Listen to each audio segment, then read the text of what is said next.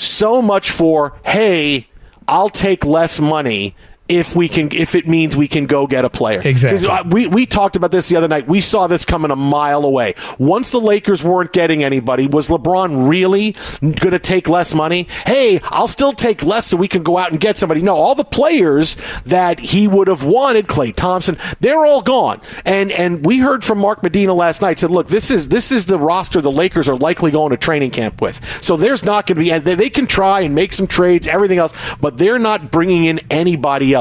So here's LeBron. Okay, but you're still giving me the maximum. There's no I'll take less. There's no I'll make it easier for you to get a free agent. In fact, here's how crazy it is for LeBron.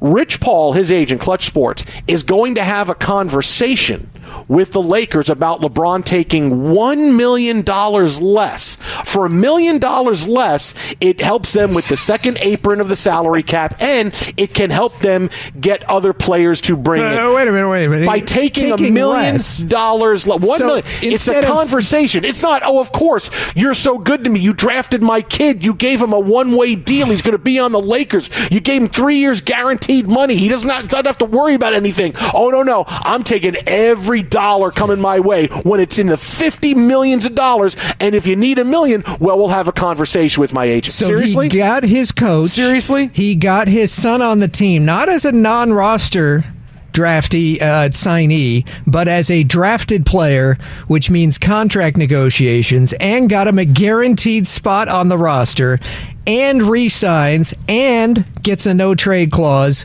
and might talk about, instead of making $52 million, making $51 million to, kind of help you out.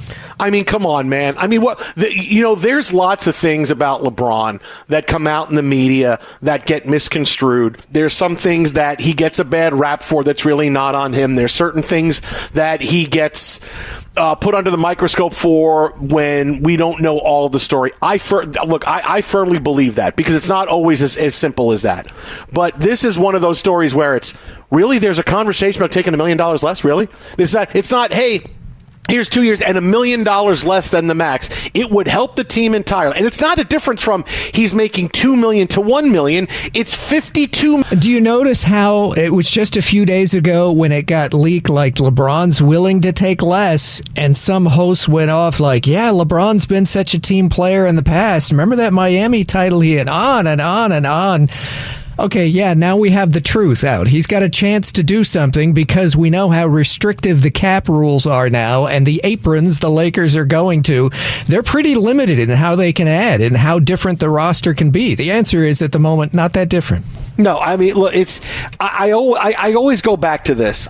This is not just, hey, we want $1 million back because Rob Pelinka needs a salary. This $1 million will help us salary cap wise, and will help us give us some flexibility to bring players in. And there's got to be a conversation about it. Like, wow, you wonder why the Lakers don't win? There's your example right there. Hey, that's LeBron. That's LeBron at work. I just keep thinking about where the Lakers are, and the deeper they get in with LeBron, it doesn't get any better. Like, you would think, okay, being in the LeBron business is really where you want to be. But I look at the Lakers and I go, they're not going to be back to being the Lakers until he's done, until he retired. They've decided we're going to capitulate because we need a superstar, right? We don't know that we can build a team without a superstar. We've always had a superstar. We went from Kareem and Magic to Shaq and Kobe to LeBron. We've never not had a star, and we've really got at, like, AD is not enough. Like, AD's a good player. He's a top 10 player of the league, but we really need that star, and we are bending over backwards for him because we don't know what the reality is going to be if we don't get him. When the reality is, hey, maybe players are going to want to come play for the Lakers. I don't know, but the Lakers were a destination for a really long time, and LeBron being there is not helping. How many people come play with LeBron? Nobody. You had to make the trade. AD wanted to be there, and I give Rob Pelinka all the credit in the world for making a trade when the Pelicans just had him over a barrel. Oh, you want him? We want everybody you have. Okay, they still made the deal. They still won the title. Okay, but nobody else is coming. Like, nobody else has come. LeBron hasn't brought anybody else in. LeBron brought anybody else in. Hey, I want to come win a championship. Hold on. Here. They just drafted a second rounder that he knows. What are you saying? I just go, what are the Lakers really, what are they getting out of it? Like, we talked about the Clippers last night and how I can't take the Clippers seriously because the Clippers aren't about winning. They're just about relevance. They want to be relevant. They want to be part of the conversation. And that's their goal. That's why they keep giving Kawhi money. That's why they gave James Harden a ridiculous amount of money for the next 2 years. They just want to be part of the conversation. We want to be a 50-win team. It's nice. We're not one of the laughing stocks of the NBA, but I can't take the Clippers seriously because that's what they've built for the last 5 years.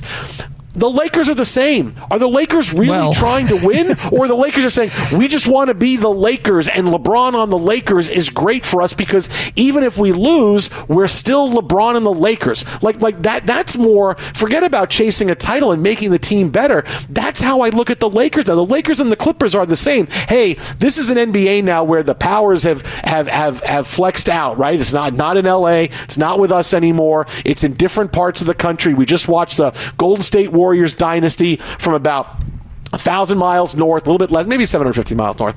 We just watched that. We want to stay relevant, and having LeBron keeps us there, whether we win or not. Hey, winning is great, right? But winning is not our ultimate goal. Being the Lakers and being the status of, hey, we are the Lakers is what we want, and that's what this is. Keeping LeBron and giving him this money and capitulating to anything he wants, this is the trade-off. This is what the Lakers really want. Because if they really were going crazy to try to win, they wouldn't be this hamstrung every year with money and players not coming. And you would understand that, okay, this is the right way to build a championship team. But instead you get Rob Pelinka, who was Kobe's agent. And now you have J.J. Redick. And I thought he was a great coach, but now, no, we got to bring in better coaches who were head coaches before to come in on his staff. I thought he had the answers. No, apparently these guys do. And I go from, hey, I got to say the same thing about the Lakers. I can't take the Clippers seriously as contenders. I can't take the Lakers seriously as contenders.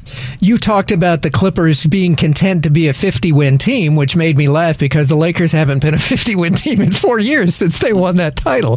The 6 years LeBron has been in Los Angeles, and he chose this franchise as much because of the city as much as the team, let's be honest. They had that very good year, 2020, which was interrupted by the time they continued the playoffs. The Lakers, who had easily a 50-win season that year, went on to make the run to the title. But the couple years before that, they didn't even finish 500, and they've also been out in the first round, including this year in the playoffs. Even when they made that run to the West Finals and got swept by Denver a year ago, the Lakers were about a 500 team in the regular season. So LeBron hasn't been much of a GM. They are completely beholden to him, even up to the literal present day. And in Los Angeles, when you consider the Lakers and Dodgers are by far the two most popular things in sports. And this is a town that's had USC football for decades. Lakers and Dodgers in whatever order are 1 and 2. And for the past 40 years, you could make a really good case that for the Dodger organization, the Dodgers have been the star collectively, and the team and the brand. For the Lakers, the star players at the time are the star. And they kind of need, like they needed at the end of Kobe's career, a star still to sell and make the Laker tickets, especially the first row tickets, something to be envious of. And if you don't have LeBron on the roster, that really takes a hit in that department. And that's been their concern, not just the on the court.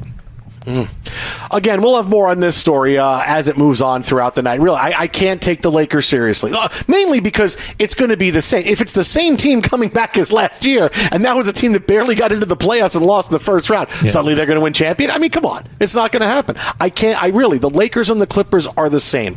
I can't take them seriously.